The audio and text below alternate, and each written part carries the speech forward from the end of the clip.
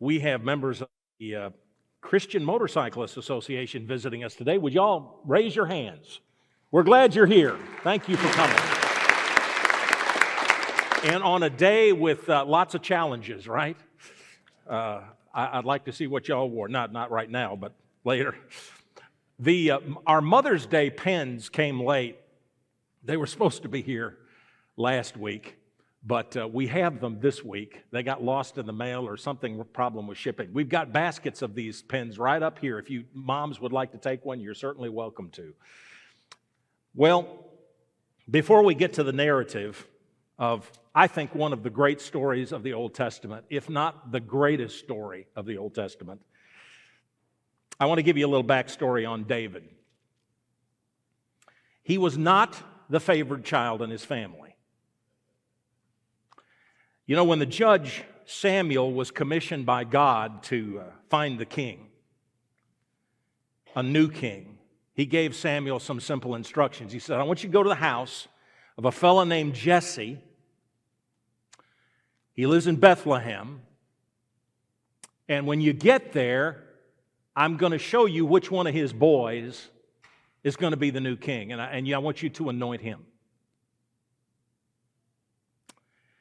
Now, Bethlehem's a fairly insignificant town. We know it because it's the city of David. Now it is. But David wasn't great then. He was just a boy then. And David was just a boy. And here's what happened when Samuel went to Jesse's house in 1 Samuel 16, 6 and 7. It says, when they arrived, Samuel saw Eliab and thought, surely the Lord's anointed stands here before the Lord. But the Lord said to Samuel, do not consider his appearance or his height, for I have rejected him. The Lord does not look at the things people look at. People look at the outward appearance, but the Lord looks at the heart. Now, Eliab was the oldest brother, the oldest son of 8 sons, the pride of his family, a fine specimen of a man. And Samuel thought, this is the guy, because Jesse trotted him out. Proud papa. This is the guy that made Jesse a dad. Cut a nice figure. And the Lord said to Samuel, that's not the guy. Okay. Jesse, not deterred, brought the second oldest son out, another fine-looking man. And Samuel said, that's not the guy either. And so number 3 came out. And the Lord probably told Samuel, I'll let you know when you found the right one. Because there were 8 boys in this family. So finally, Samuel, there's nobody left to look at. And Samuel says, anybody else here? Let me read this. 1 Samuel 16, verse 11. So he asked Jesse, are these all the sons you have? They're still the youngest, Jesse answered. He's tending the sheep. Samuel said, send for him. We will not sit down until he arrives. So he sent for him and had him brought in. He was glowing with health and had a fine appearance and handsome features. Then the Lord said, rise and anoint him. This is the one. So Samuel took the horn of oil and anointed him in the presence of his brothers. And from that day on, the Spirit of the Lord came powerfully upon David, and Samuel then went to Ramah. So David's daddy held his youngest son in such low esteem, apparently, that he didn't even have David in the house when Samuel came. Samuel had said, bring your boys out. Well, Jesse left him out in the field tending sheep. That's how little his dad thought of him. Well, finally, he couldn't possibly be the one that God desires to lead the nation of Israel to take the place of a man's man like King Saul, who says was a head and shoulders taller than everybody else. Surely not. So Jesse had him out babysitting the sheep. And then, when they brought David in, still smelling of the sheep. Samuel said, "This is the guy." And they anointed him king. His own family did not recognize his greatness. Here's backstory number one about David. He was overlooked and underestimated. Can you identify? Can we all identify? Have we ever been overlooked or underestimated, not seen in our families when it came time for a promotion or a new job or some responsibility in the kingdom? Maybe a person is short and fat or disabled or black or brown, chronically ill, economically disadvantaged. What is it? How are you overlooked and underestimated? David certainly was. Many of us identify with David today. David was not born of privilege, and his family certainly didn't treat him very well.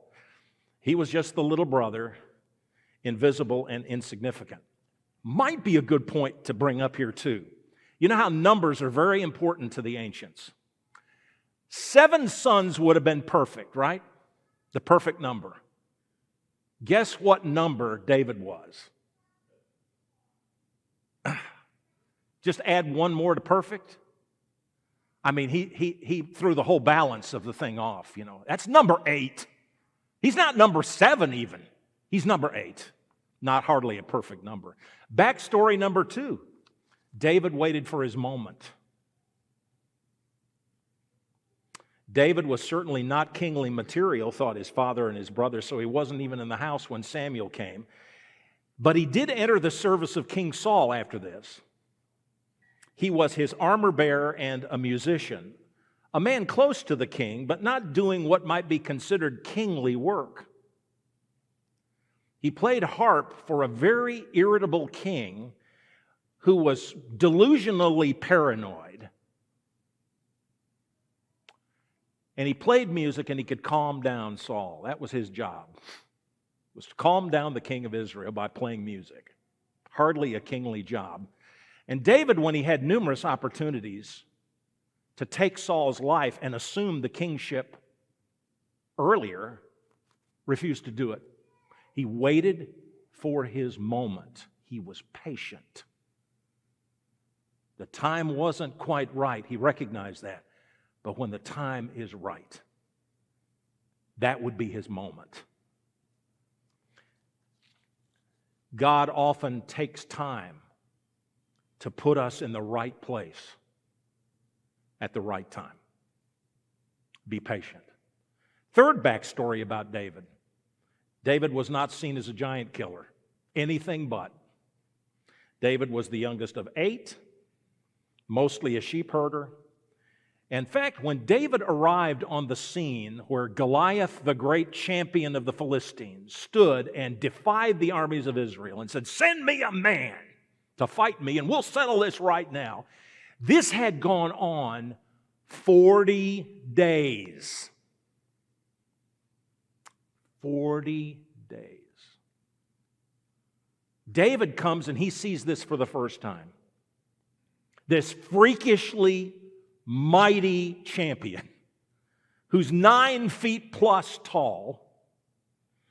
And here's David, a super responsible boy, but he didn't cut an imposing figure. Probably wasn't even old enough to fight in the Israelite army like his 3 older brothers. David was on an errand. He was an errand boy for Dad. He was carrying cheese and roasted grain. I kind of think like, cheese and chips, I guess. And Goliath emerges, "Send me this man to fight." Scared the Israelite army to death, as Blake read just a moment ago, when they went and hid. And here's the picture. It's one guy against the whole Israelite army. One guy. And this upset this shepherd boy.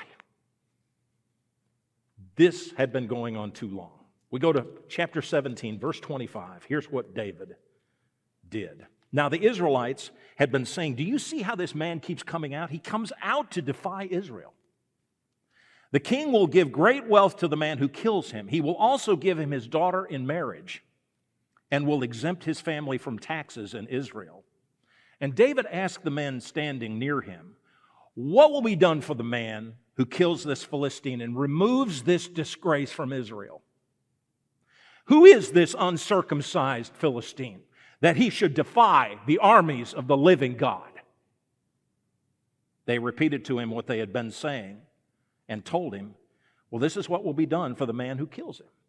Now, when Eliab, David's oldest brother, and if you'll remember, the first of the sons to be trotted out in front of Samuel and the first to be refused as king, Eliab heard him speaking with the men. He burned with anger at him and asked, why have you come down here? And with whom did you leave those few sheep in the wilderness? Get an idea of where David stood in that family, huh? I know how conceited you are and wicked your heart is. You came only down to watch the battle. You just came down here to watch the blood. That's what you did. Just a kid. Now what have I done? Said David. You ever said that? Now what? Can't I even speak? He then turned away to someone else and brought up the same matter. And the men answered him as before. What David said was overheard and reported to Saul, and Saul sent for him. David said to Saul, let no one lose heart on account of this Philistine. Your servant will go and fight him. Saul replied, you're not able to go out against this Philistine and fight him. You're only a young man, and he has been a warrior from his youth. But David said to Saul, your servant has been keeping his father's sheep. When a lion or a bear came and carried off a sheep from the flock, I went after it, struck it, and rescued the sheep from its mouth. And when it turned on me, I seized it by its hair, struck it, and killed it. Your servant has killed both the lion and the bear. This uncircumcised Philistine will be like one of them because he has defied the armies of the living God. The Lord who rescued me from the paw of the lion and the paw of the bear will rescue me from the hand of this Philistine. And at this point, King Saul decided he needed a little bit something more to fight with than what he had. He dressed him in his royal tunic. He put a coat of armor and a bronze helmet on him that was meant for him. Saul was a big man. David wasn't a big man. Anyway, it was something similar to what the king himself would wear, but David refused the armor and the helmet and the sword because it was unwieldy. He said, I'm not used to it. All he needed was his sling to fight this, what I call a freak of nature. In verse 40, then he took his staff in his hand, chose 5 smooth stones from the stream, put them in the pouch of his shepherd's bag, and with his sling in his hand, approached the Philistine. Meanwhile, the Philistine with his shield bearer in front of him kept coming closer to David. He looked David over and saw that he was little more than a boy, glowing with health and handsome, and he despised him. He said to David, am I a dog that you come at me with sticks? And the Philistine cursed David by his gods. Come here, he said, and I'll give your flesh to the birds and the wild animals.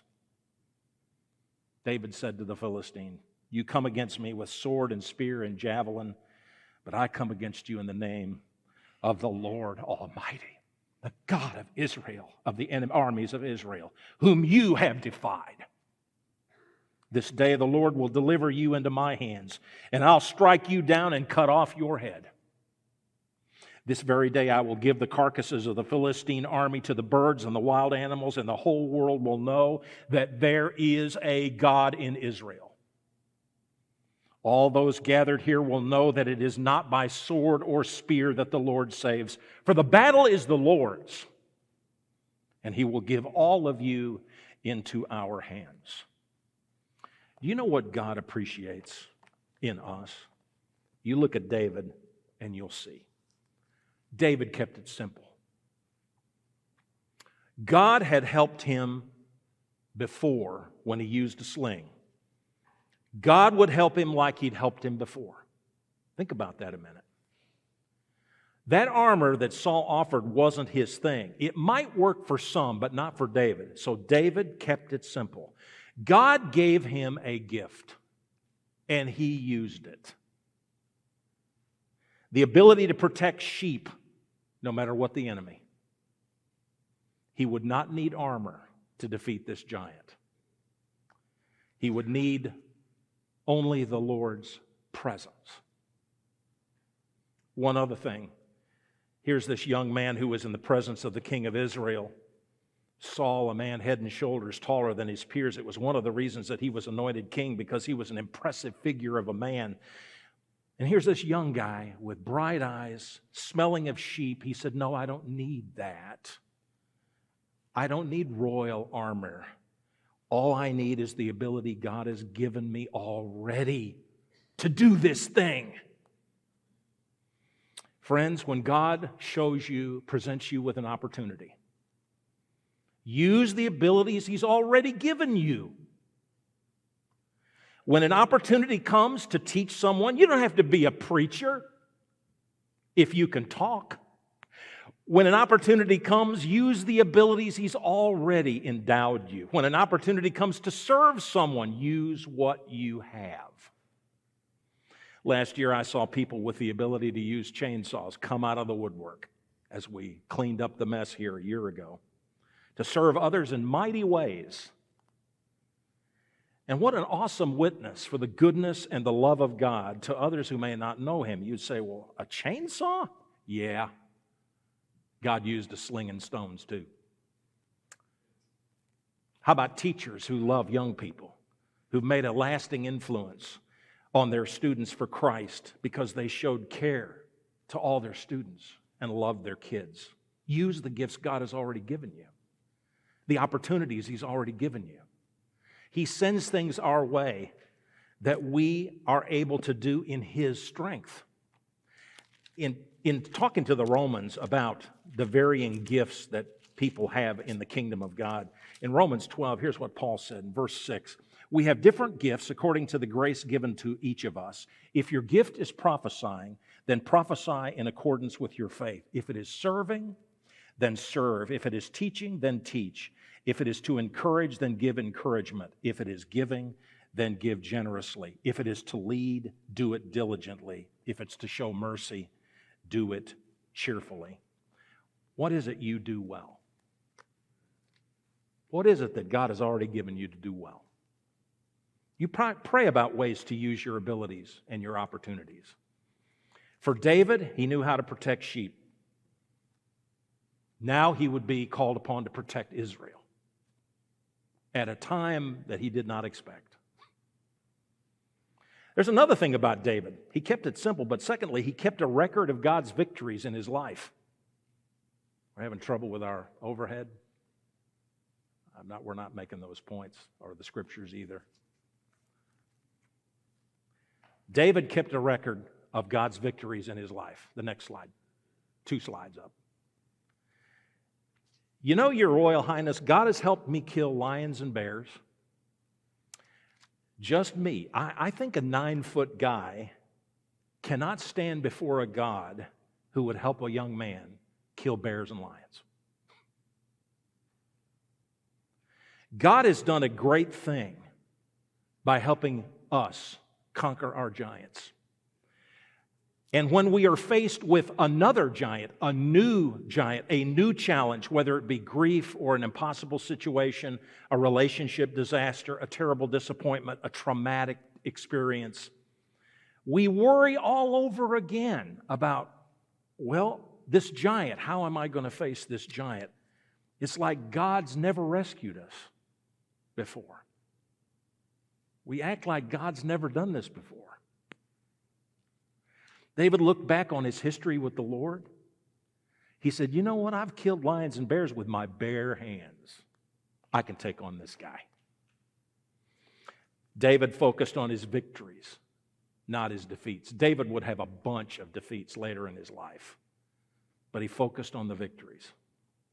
He didn't obsess about how he was underestimated. He did not worry about how his own family didn't recognize his greatness. Folks, sometimes we just need to stop thinking about our defeats and deficiencies and get on with doing God's work in His strength.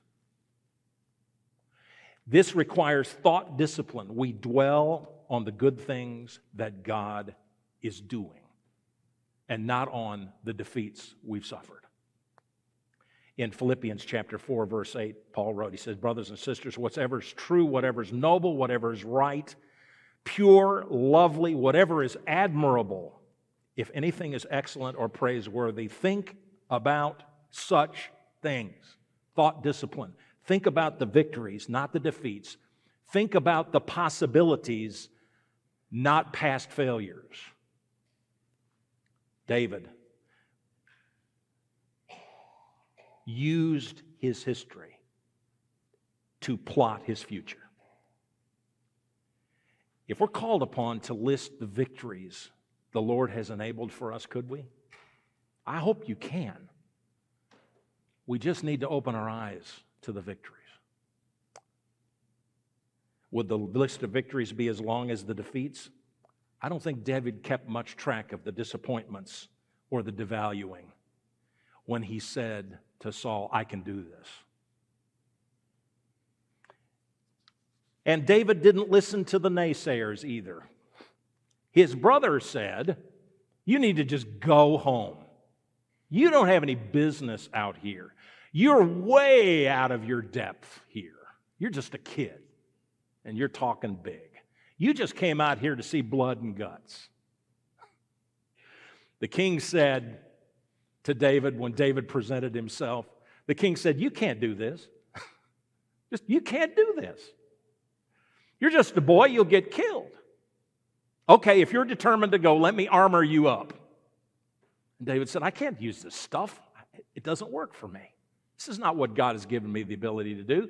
He's given me a sling and some stones. And I got a staff, by the way. I use it shepherding. David replied, God's enabled me in the past. He will enable me now. You see a good work being done in Jesus' name. Don't allow anyone to tell you you can't do it.